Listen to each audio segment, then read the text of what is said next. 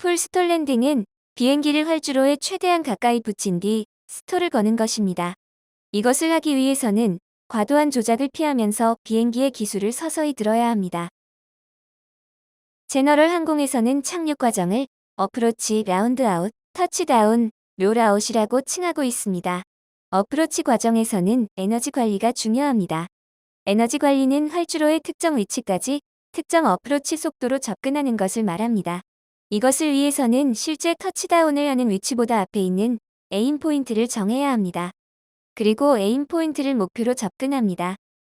보통 어프로치 과정을 이야기할 때 속도는 피치로, 고도는 파워로 관리하라고 합니다. 이 말은 속도는 엘리베이터로 관리하라는 뜻이며 속도가 낮으면 기술을 내려 속도를 증가시키고 속도가 높으면 기술을 올려야 합니다. 비행기가 글라이딩 패스보다 낮게 접근할 경우 파워를 늘려서 글라이딩 패스로 돌아옵니다. 이제 정해놓은 에임 포인트를 지나면 라운드 아웃 단계로 들어가게 됩니다.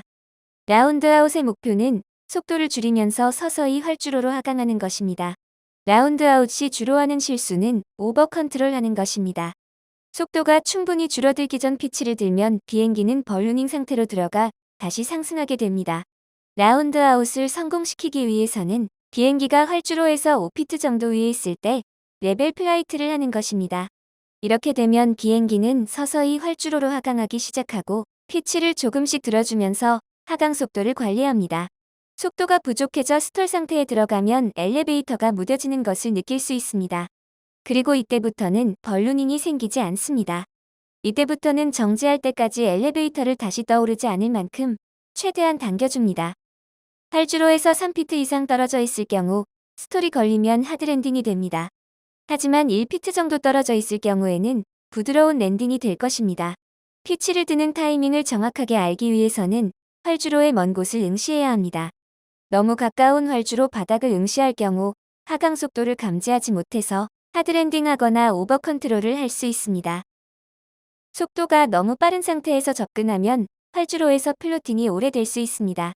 하지만 너무 느리게 접근할 경우 하드랜딩을 하거나 의도된 것보다 너무 일찍 터치다운을 할 수도 있습니다. 라운드 아웃 과정에서는 활주로의 가운데에 맞추려 노력해야 합니다. 드리프트는 에일러론으로 교정하고 요는 러더로 교정해야 합니다. 비행기 앞쪽 카울에 레퍼런스 지점을 정해서 활주로의 중앙과 일치하는지 확인하면 좋습니다. 중요한 점은 에일러론으로 틀어진 것은 에일러론으로 교정하고 러더로 틀어진 것은 러더로 교정해야 합니다. 터치다운 후에는 스틱을 최대한 뒤로 당겨줍니다. 이것은 큰 노력 없이 멈추게 해줍니다. 노즈 기어가 아직 들려있을 경우 날개는 날아오르려는 힘을 만들고 그 힘은 드래그를 만들어서 공기역학적 브레이킹 효과를 만들게 됩니다. 노즈 기어가 땅에 닿아도 스틱을 당겨주게 되면 브레이킹으로 인해 노즈 기어에 무게가 쏠리는 것을 막아줄 수 있습니다.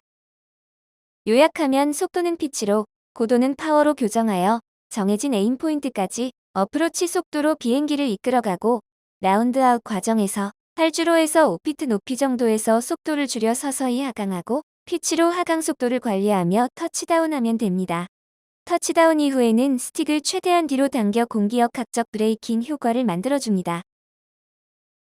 감사합니다.